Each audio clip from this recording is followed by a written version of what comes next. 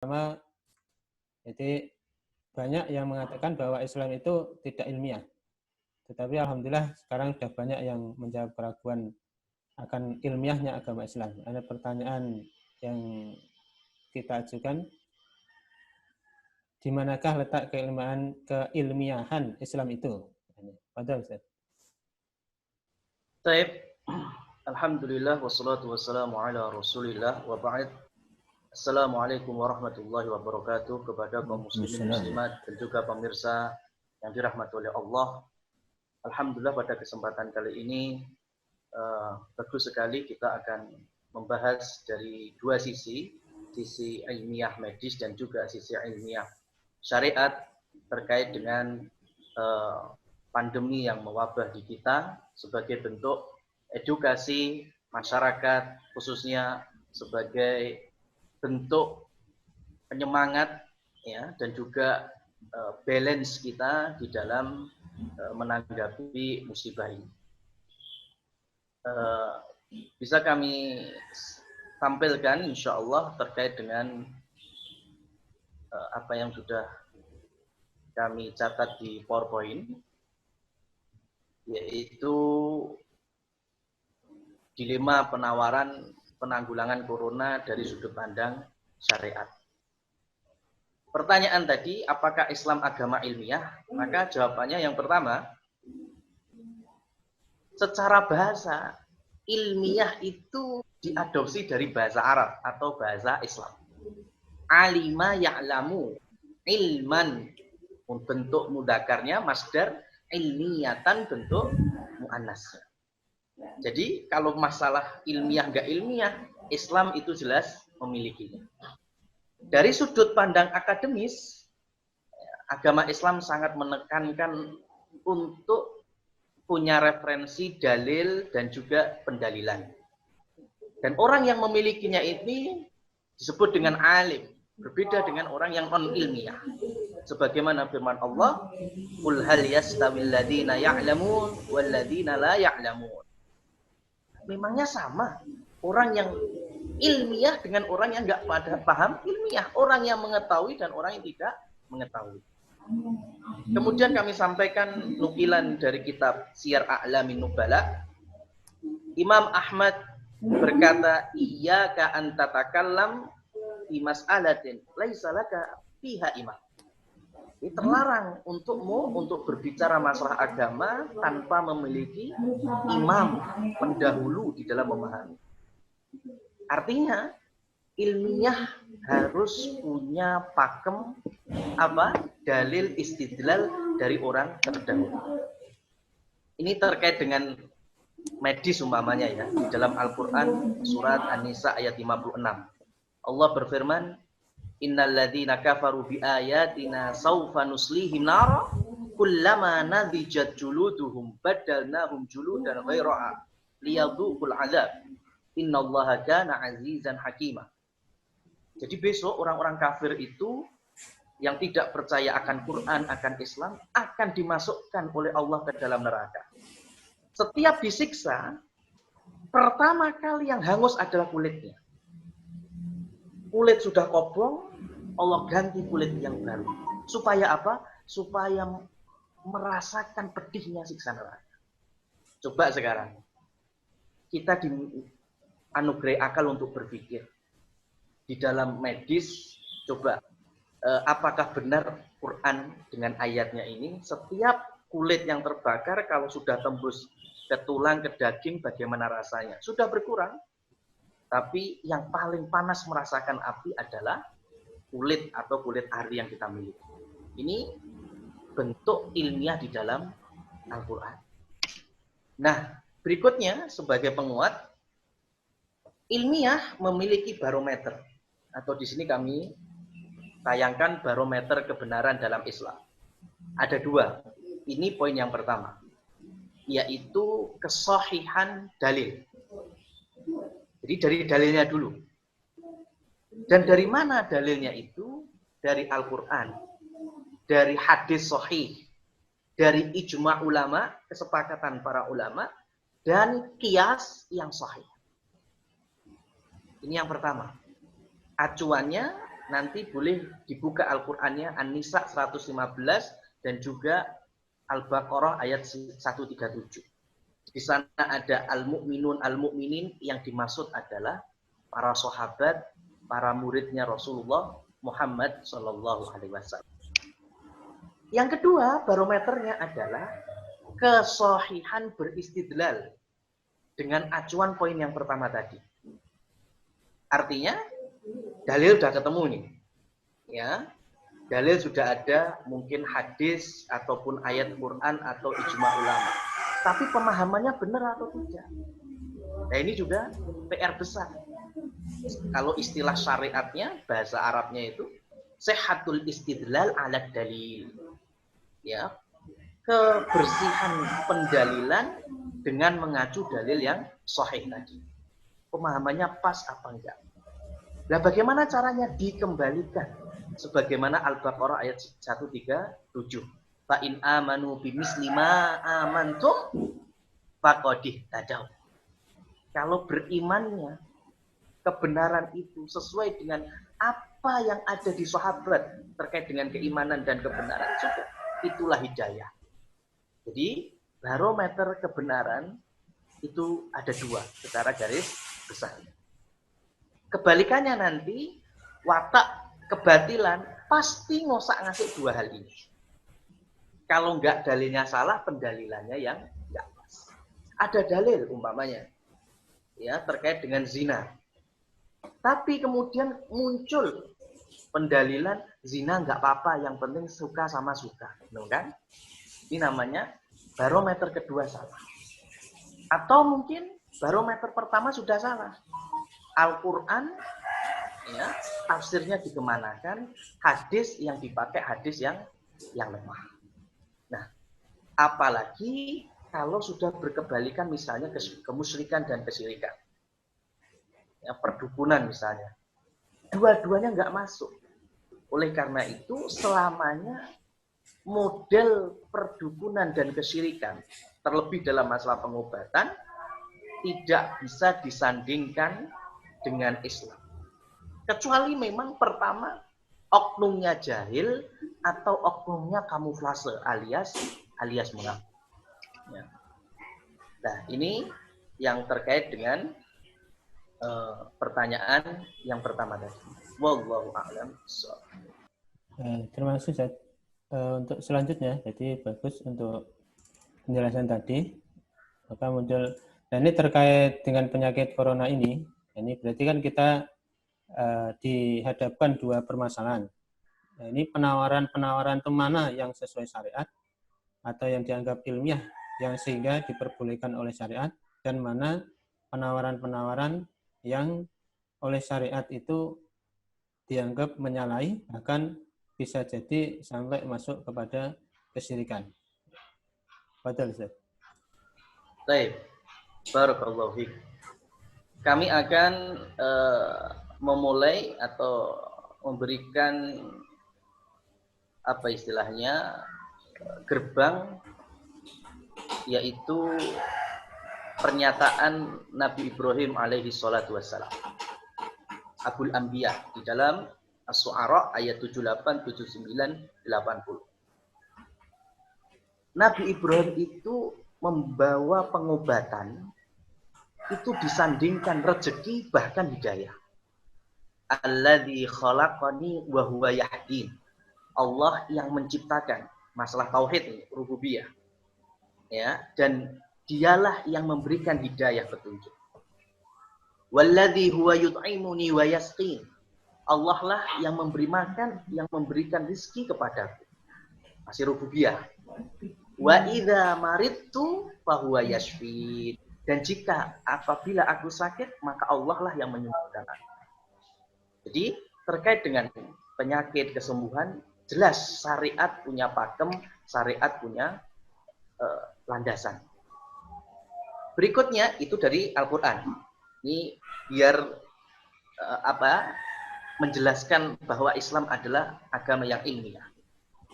Hadis Rasul Shallallahu Alaihi Wasallam ketika beliau bersabda, ma anzalallahu min da'in illa wa anzala ma'ahu shifaan.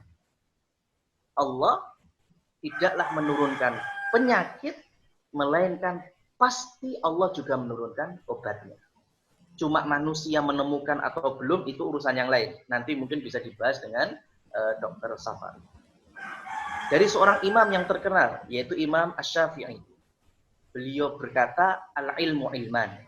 Ilmu itu ada dua macam. Ya.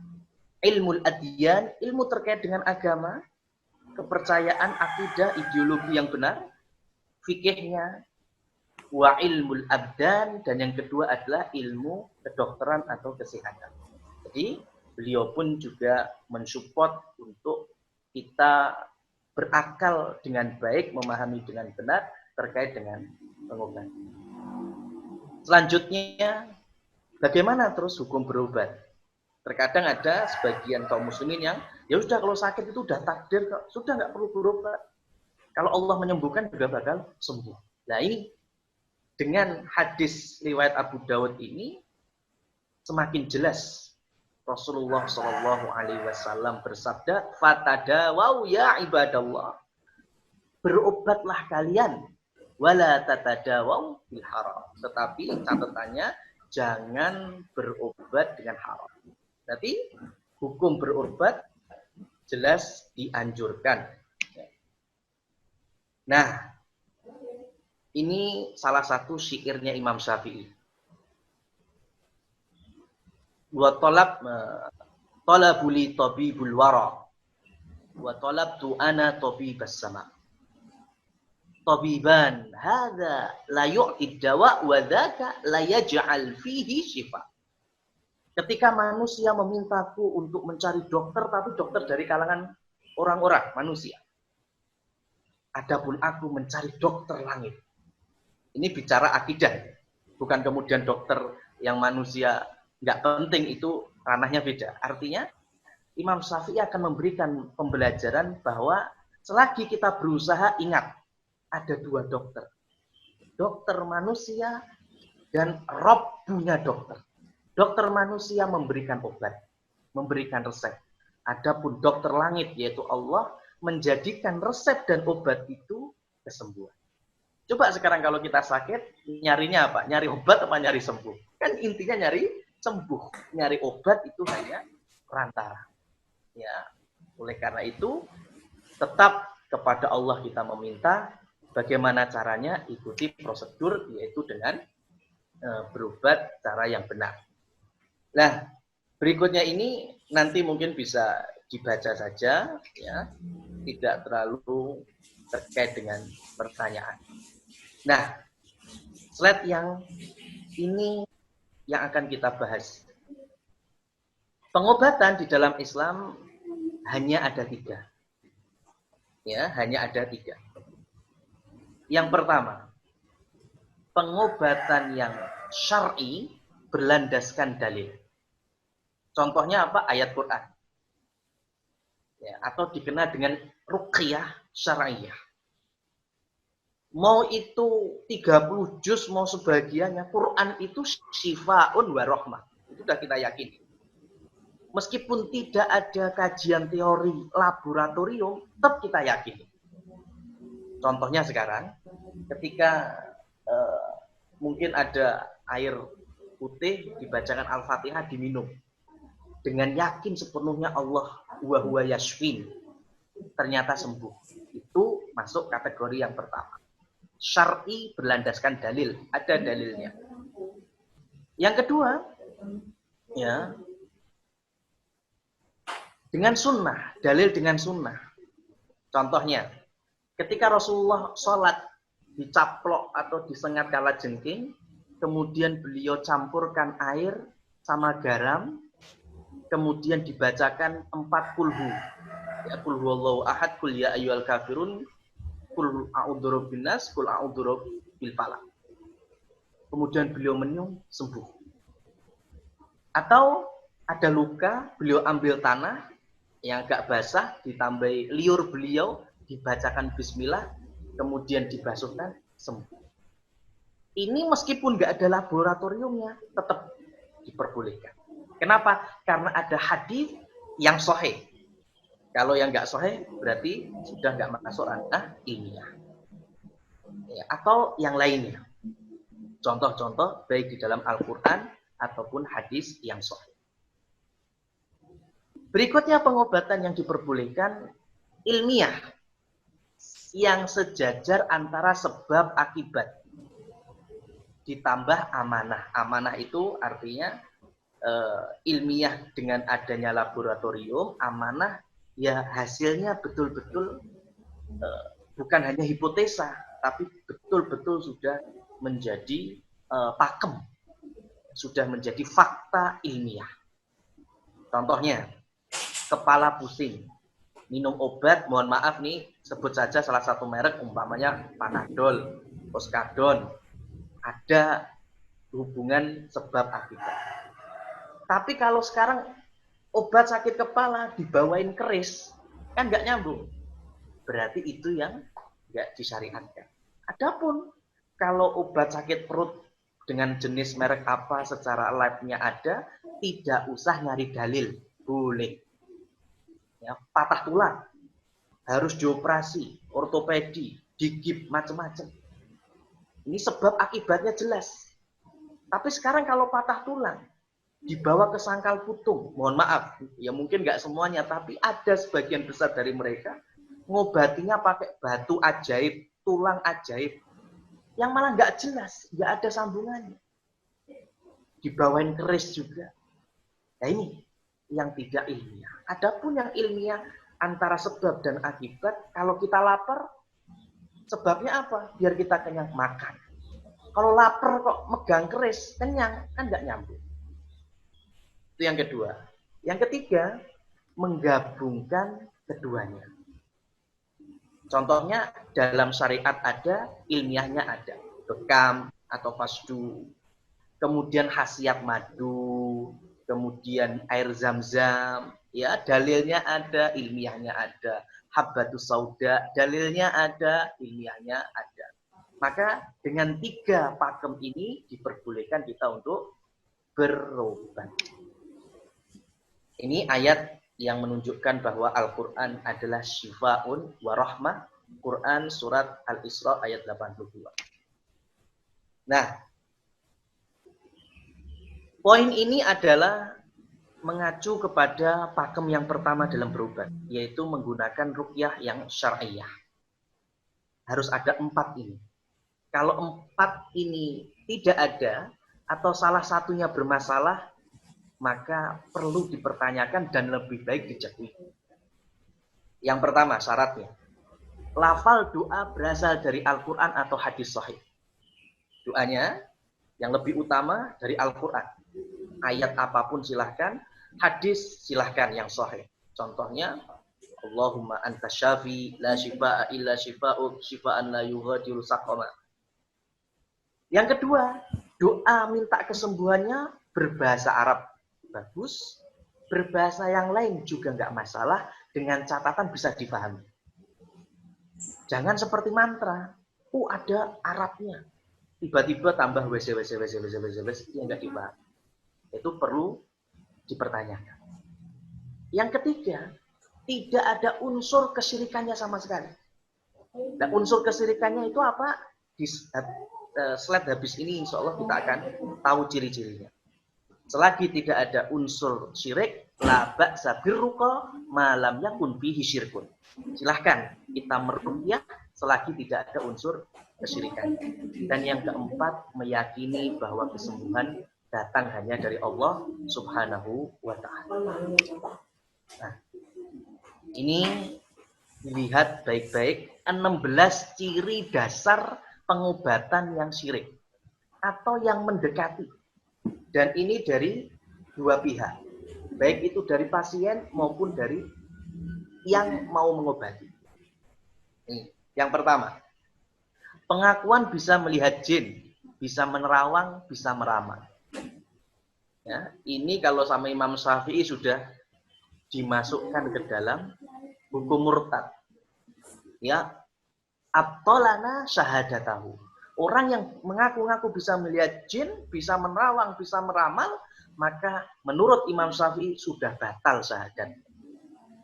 Yang kedua, menanyakan nama ibu. Kenapa kok nggak menanyakan nama bapak? Biar sama dengan anak zina. Anak zina itu nasabnya nggak ke ayah, tapi ke ibu. Lihat, kotornya perdukunan di dalam pengobatan. Meminta barang bekas pakai. Lebih joroknya biasanya bekas celana dalam, ya, atau BH, atau kaos yang sudah pernah kepakai. Lebih lungsek, lebih bagus. Yang keempat, menanyakan weton. Ngobati kok ngubungikan dengan tanggal lahir. Atau meminta foto serta rambut pasien.